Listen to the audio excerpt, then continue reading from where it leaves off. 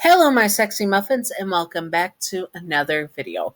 In this video, it is Helluva boss, Yandere Crimson, ex-female imp listener, because imp is, there's a specific reason, and I will tell you it right now. The specific reason is that we are doing another Mafia family in Greed Ring, which is the Queen Mafia, which is also sort of a cannibal where she drinks blood of her enemies and rivals and stuff, and does a blood winery, and that's one of her biggest money deals in her businesses, which she has many of, legal and illegal, and money laundering and all that good stuff. But this is basically Yandere Crimson with that and such. And first, we're going to start with some headcanons and trait after the disclaimer. And then we're going to start with a scenario. And maybe this will be develop into a mini series. I don't know. We will see at the end of the video. Anyways, let's do this. Disclaimer, Crimson is not Yandere canon. This is just for fun and not to be taken seriously at all. Simping for fictional characters and fictional Yanderes is fine. Just do not be illegal or gross about it. And remember to respect the canon, and also to separate fiction from reality and headcanon from canon. Also, Yanderes are not ideal partners to have in real life, especially Kremen. He is homophobic, most likely transphobic, and even though I have severe daddy issues with him, and he is very much daddy, he is not the best person to have, because honestly, he unalived his life and now wants to unalive his son. The man has no chill and is really homophobic, so yeah, no. Anyways, let's do this. This is just for fun. You can simp for him in fiction. Just don't go after someone like this in real life. Thank you. Anyways, let's do it. Crimson, with this type of woman, you being the Mafia queen, he would at first be very jealous of you, of the power you had, and a very big rival wanting to always take you down all the time. But eventually he would want to make a truce with you, a marriage truce, combine the two families to have unlimited power, especially when he's low on money, let's be honest. You will be his sugar mama in a sorts, but he is still the man of the relationship. He adores you and wants you, but also you are powerful and also not afraid to unalive people. Though there are complications, he wants to be in control, as he's a very controlling Yandere, and he doesn't like a woman in charge very much. So he would want to put you in your place, but of course you're not going to fly with that. He's going to have to learn to suck it up and to have a dummy mommy. Well, not dummy mommy, but you know what I mean. Anyways, she is you. Sorry, my tongue. Anyways, he is going to have to learn to accept you as the powerful woman that you are. He is not going to be able to accept it easily, but he better accept it, or things are going to be very hard for him.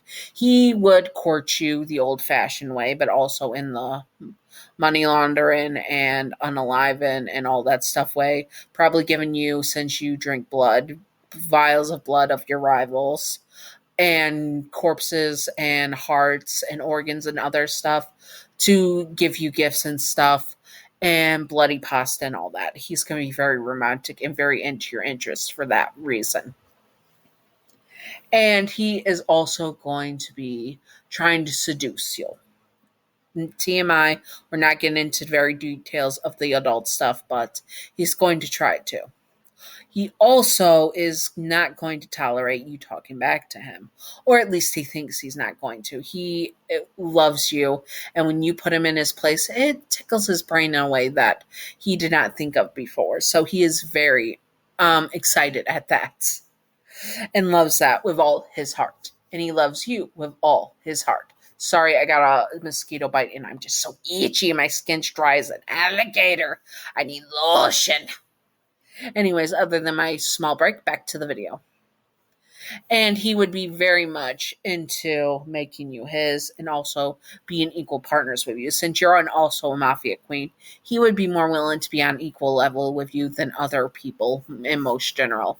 And now he can have an heir, and you need an heir. So very well, you guys will be having the baby making magic. very soon. And he will do the arranged marriage. And how he confesses to you is offering you the arranged marriage so you could put your two businesses together.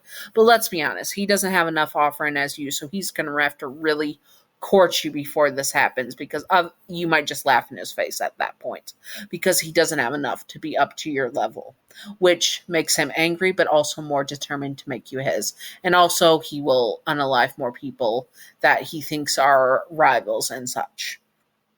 Basically, that is that. Now, on to the scenario.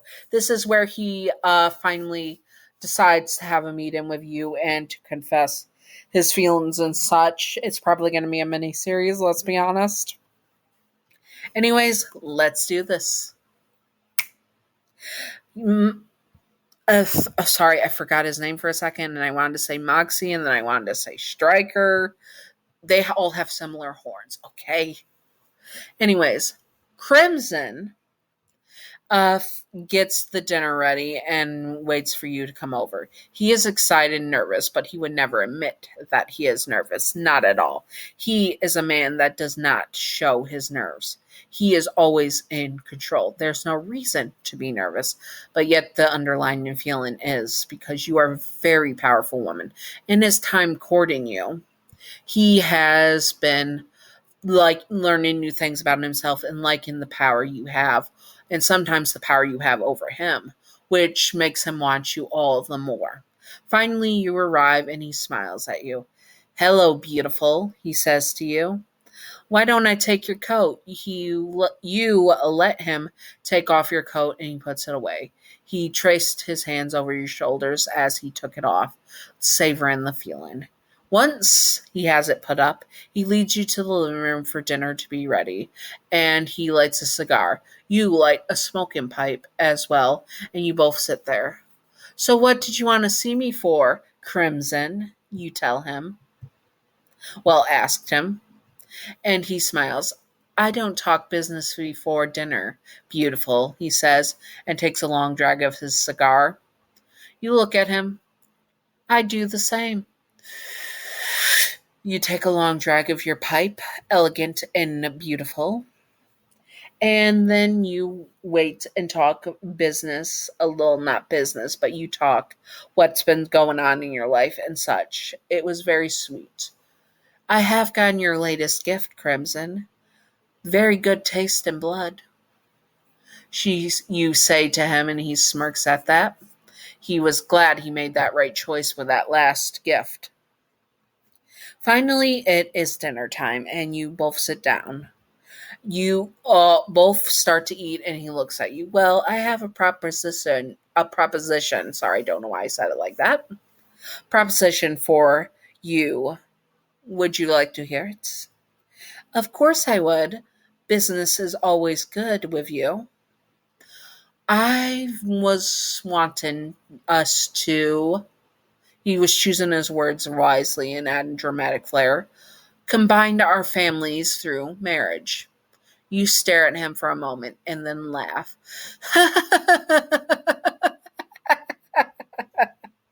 "You cannot be serious. What do you have to offer me that would even make me consider marrying you and combining our families? You are lesser than me. You have nothing I want." You stand up and look at him. "Thank you for dinner, Crimson. I shall see you soon." You walk out confident and in control. Crimson stared as you left, and then he grabbed the table and flipped it. It's a long table. That takes a lot of power to flip that table. And then he grabs his knife and throws it at the wall. "This would not do. You were his. Mark my words, your name. You will be mine," he says in a growl, and looks at the mirror. He was going to make you his, no matter what. Anyways, I hope that you all enjoyed this. If you would like to see more, comment below you want to see a part 2, and I will do my best. I know I suck at doing multiple parts. I am the worst. Anyways, I hope that you all enjoyed this, and if you would like to see more, comment it below, and I will do my best to do it and all that good stuff. And also, Thank you, Gav, for being my first patron. You are wonderful. You are stunning. You are beautiful. You are chef kiss. Mwah.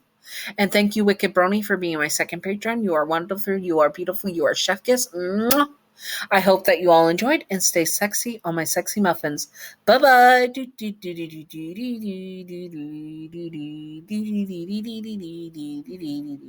If you were in this situation, secret outro, secret outro, secret outro. If you were in this situation and had this much power and were a mafia queen that drinks blood of the innocents, would you laugh at Crimson's proposal or would you have accepted it right away? I personally would have done a little bit of both, laugh, but then like, oh, you're serious? Okay. I mean, more money, more power, let's be honest. Anyways, I hope that you all enjoyed and stay sexy on my sexy muffins. Bye bye.